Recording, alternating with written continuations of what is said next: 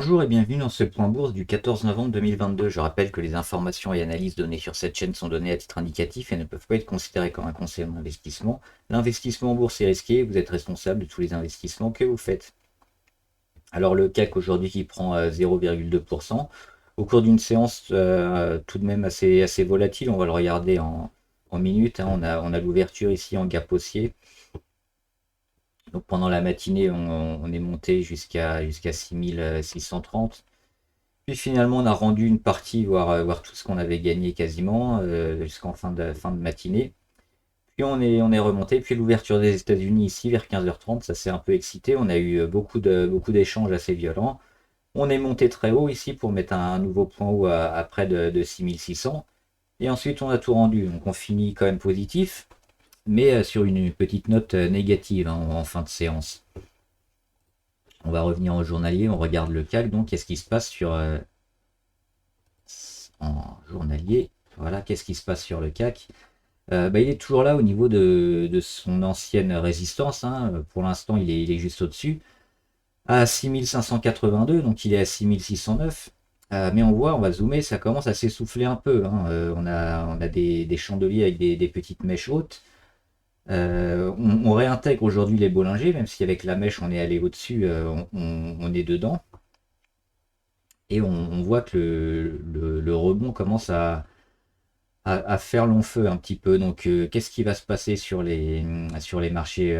On voit aussi au niveau RSI, niveau indicateur, on est déjà passé au niveau des 74, donc au-dessus des 70. Et si les actions, c'est pas rare de les voir souvent performer, pour l'indice c'est un peu différent. C'est plutôt compliqué d'aller dans des extrêmes parce que ça regroupe un peu toutes les actions. Donc quand on est comme ça dans des zones un peu élevées ou basses, hein, à l'inverse, si on est sous les 30, c'est généralement la fin pour ce qui est des indices. Donc pour le CAC 40 heures, pour l'instant, on est pile sur ce niveau-là, des 5582. À voir si la correction entamée en fin de séance va se continuer sur les marchés US. Et demain, on va regarder ça notamment avec les marchés américains. Le Nasdaq qui est en légère baisse, hein, moins 0,8 à la mi-séance. Toujours dans une phase de correction, et dans un secteur un peu particulier, toutes les technologies qui vont avoir du mal. Et on regarde rapidement le dos. Alors le dos, ça c'est celui d'hier. Et aujourd'hui, il est en baisse encore, hein, le dos de très peu. Non, il est stable. Ah bah, les mi-séances, il est stable. Il oscille entre plus 0,2 et moins 0,2. Donc toujours au-dessus, un peu comme le CAC 40, hein, sur son niveau de support ou de résistance qui vient de dépasser il y a quelques jours. Donc rien de nouveau, si ce n'est peut-être la fin de cette belle séquence, hein, qu'on a vue sur la plupart des marchés. Pas vraiment de catalyseur, peut-être les chiffres demain de l'inflation en Europe à vérifier. Sinon, il y a pas tellement de catalyseur en ce moment. Donc ça risque de peut-être sonner la fin de cette belle hausse. On verra avec les actions et c'est à confirmer ces prochains jours. On va regarder juste rapidement avant de faire quelques actions. Le gaz, alors le gaz naturel ici, qui a bien rebondi, hein, sur son support à 5,4, qui est entre 5,4 et 7,10, donc autour des 6, et qui a fini sa correction. Il a bien signifié maintenant, donc on attend un peu de hausse, voire une nouvelle tendance, hein, pour le gaz. On a également l'or. L'or, on en avait parlé déjà la semaine dernière, hein, qui a confirmé l'arrêt de sa correction également. Donc son canal baissier ici, on va pouvoir l'oublier, puis se concentrer ici sur le nouveau support qui a été créé entre les 1613 et les 1670. Donc toutes les actions qui vont entrer en rapport aussi avec les minières sont intéressantes à surveiller.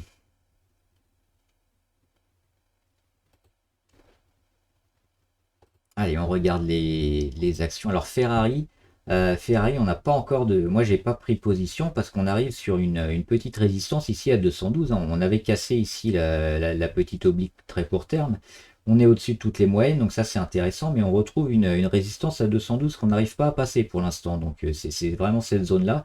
Mais on va dézoomer et on voit que si on arrive à la passer, ça mettrait Ferrari dans une très belle séquence parce que les plus bas, on les voit après avoir rebondi ici sur les 159, puis repris appui sur les 190, ils sont de plus en plus hauts et si on casse cette résistance à 212, on sera très bien sur Ferrari. Mais pour l'instant, on ne l'a pas fait, donc on surveille et on se tient prêt à rentrer. Alors Fugro, j'ai hésité à la mettre plus tôt et puis aussi à prendre position. Ce qui m'embête un peu sur Fugro, c'est ça, au niveau de la MACD, on est quand même bien haut et on n'est pas loin d'une inversion de tendance. Donc attention à éventuellement un petit retour. Mais si on dézoome, on est pas mal sur Fugro, qui a mis toutes ses moyennes pareilles en dessous. Et elles sont ascendantes, donc elle est très, très bien orientée. Mais à très court terme, voilà, il y a toujours une possibilité d'avoir un petit pullback et éventuellement une bonne porte d'entrée. Alors ce qu'on surveille aussi, c'est ici, hein, ce niveau des 10,70. Pour l'instant, il a servi, hein, il a servi à pas mal de rebonds et d'accumulation pour relancer la machine. Donc plutôt un biais positif sur Fugro, mais attention au niveau indicateur. Galp Energy, on en avait parlé avec un signal d'achat ici lors de cette cassure d'oblique. Elle continue, donc toujours très positif. InPost un peu plus spéculatif, mais ça vaut le coup, hein. Aujourd'hui, on a retenté aujourd'hui et vendredi dernier au-dessus des 7,17. Donc ça tente un retournement long terme, hein, sur InPost, un petit peu spéculatif, mais c'est une action quand même qui cote à plus de 7. Donc on est assez loin de la penny, même si elle a corrigé sérieusement depuis son introduction. Elle a quelques pics de volume intéressants. Donc ça peut se tenter, hein, c'est une action qui s'achète. Mobileye, moi je suis rentré, hein, j'en ai parlé, j'ai fait une vidéo dessus récemment. Donc vous irez regarder la vidéo si ça vous intéresse. Toujours très positif sur cette action. Rheinmetall qui signe aujourd'hui un signal d'achat, hein. On en parlait, c'était les 171 sur lesquels elle butait fréquemment. Et puis aujourd'hui, elle fait pas les choses à moitié. Plus 7%. Elle casse les 171 à peu près à la moitié de son chandelier. Donc c'est intéressant. Elle avait déjà fait un gros pic de volume jeudi dernier. Elle en refait un aujourd'hui. Donc tout ça c'est très positif, hein, sur Rheinmetall, donc signal d'achat et puis probablement une action à suivre fin novembre, début décembre pour retrouver les 200 et plus. SMCP c'est pareil, hein, un signal d'achat la semaine dernière. Alors, je sais plus si je l'avais mis ou pas, mais on est très bien aussi, on est en train de retourner tout et c'est pareil, si on dézoome on voit cette très belle figure avec déjà ce faux départ et puis surtout les plus bas. Après c'est intéressant de voir les plus bas sur les retours, hein, les pullbacks, où est-ce qu'on tient. On a eu le premier support ici, le deuxième il s'est joué au-dessus et puis le troisième c'était au niveau de la moyenne à 200 et on n'a rien rendu, on a continué, donc c'est parfait. Et puis on a attaqué enfin la dernière résistance à 6,62. Très positif aussi sur SMCP.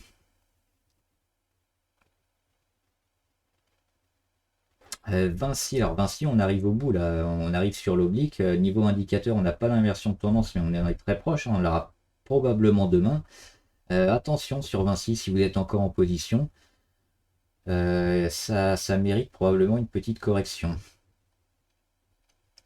Et Virgin Galactic, alors Virgin Galactic, ça peut valoir le coup aussi, c'est un peu spéculatif en ce moment. Pourquoi? Parce que il y a eu une action en justice, hein, contre Branson, le propriétaire de Virgin, selon laquelle il aurait un peu exagéré les progrès de son entreprise, notamment des fusées, hein, qui doivent faire des vols commerciaux pour début 2023. Donc il y a une partie des actionnaires, hein, s'ils avaient les actions entre juillet 2019 et juillet 2021, je crois, peuvent attaquer en justice Virgin. Donc ça, c'est une chose qui est un peu négative.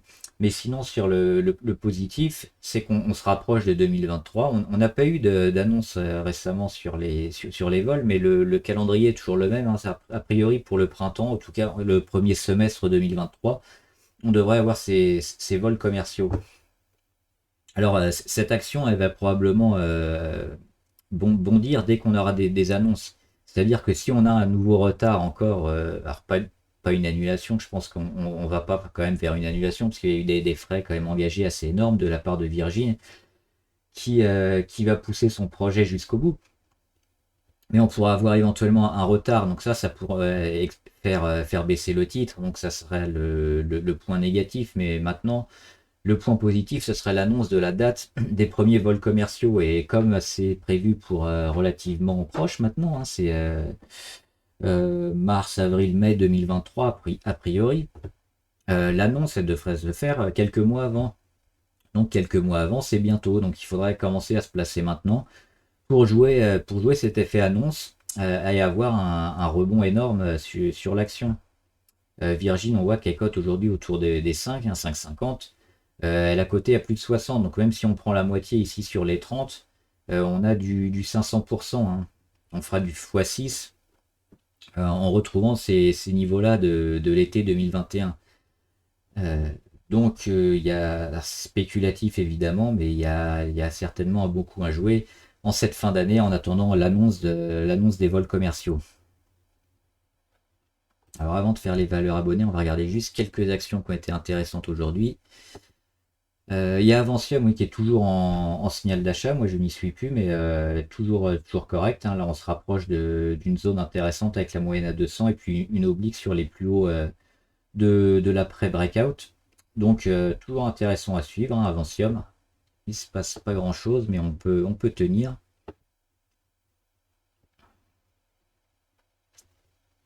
Ford, ils ont donné des dividendes, hein, hier ou aujourd'hui. Et on voit que l'action continue à bien se comporter. Donc depuis qu'on l'a pris ici, hein, sur les 11,8, on est déjà sur les 14,3. Euh, on vise toujours éventuellement, hein, les 16,50, mais moi je monte les stops parce que mon objectif principal c'était d'aller chercher ici la moyenne à 200 et c'est fait. Donc maintenant tout ce qui va se faire en plus sera du bonus, éventuellement vers les 16,50.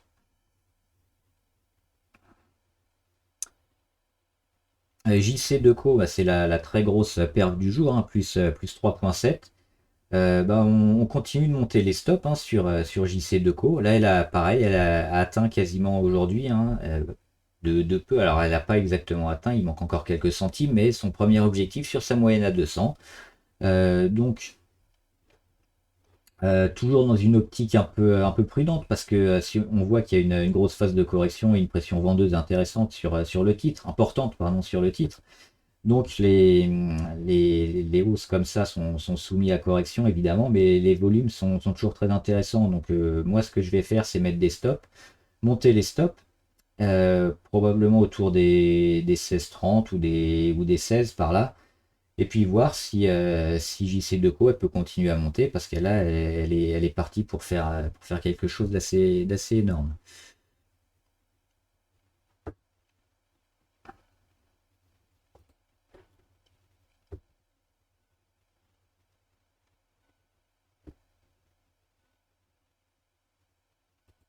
Worldline aussi, c'est une mauvaise perf aujourd'hui, hein, moins 3%, mais si on dézoome, on regarde le graphe, on est toujours largement, toujours très bien orienté, hein, sur Worldline, qui était quand même ouvert au-delà des Bollinger, hein, qui réintègre toujours dans le haut de la figure, donc elle est toujours dans son canal haussier, donc pas d'inquiétude à avoir sur Worldline, toujours très positif. Et on va faire les quelques valeurs abonnées que j'avais pas fait avant. Aperam. Aperam, depuis qu'elle a dépassé les 28,10, elle est intéressante parce elle va aussi chercher probablement aller chercher sa moyenne à 200 sur les 34. Alors ce sera un objectif intéressant et probablement compliqué parce on a aussi une tendance baissière de fond importante sur le titre. Donc attention, hein, si vous êtes rentré récemment, pensez à mettre les stops. Maintenant, dans une optique plus moyen long terme, on voit que le rebond effectué ici sur les 22-24 est plutôt intéressant et plutôt costaud. Donc ça, c'est une bonne chose. Il faudra voir, comme un peu toutes les actions qu'on va voir ici dans les valeurs abonnées, c'est le pullback. Qu'est-ce qu'on va rendre une fois qu'on a fait cette montée? et qu'on va commencer à descendre, où est-ce qu'on va s'arrêter? Et là, ça nous donnera une belle indication de la force des valeurs. Royal Caribbean, elle est ici sur une double résistance, hein, même triple avec l'oblique à 59,13, la moyenne à 200 et puis l'oblique ici sur les plus bas, donc ça fait beaucoup. Moi, j'ai pas beaucoup d'avis, je connaissais pas cette valeur sur Royal Caribbean. Elle a fait quand même un beau run, donc attention, possible digestion, correction. Et c'est pareil, ça mérite aussi de voir où va se suivre le pullback, parce que là on voit qu'elle est partie de juillet à septembre. Ensuite on a un pullback ici sur les 37,3. On en a un autre ici sur les 46. Donc ce qu'il va falloir vérifier, c'est les pullbacks, ce qu'on rend, et si on est toujours au-dessus. Par contre, si on vient commencer à entamer un peu ce qui a été fait précédemment, donc si on revient sous les 46,40, ce sera très négatif. De Richebourg, pareil, hein, sur résistance de Richebourg, et on va surveiller comme d'habitude ce qu'elle va rendre. Alors pour l'instant, elle est en phase ascensionnelle, hein, elle monte. Pas de plus bas à vérifier, mais quand elle va mettre un plus bas, il faudra pareil se tenir au-dessus des 4,30. Si on dépasse les 4,30, si on est sur les 4,20, attention.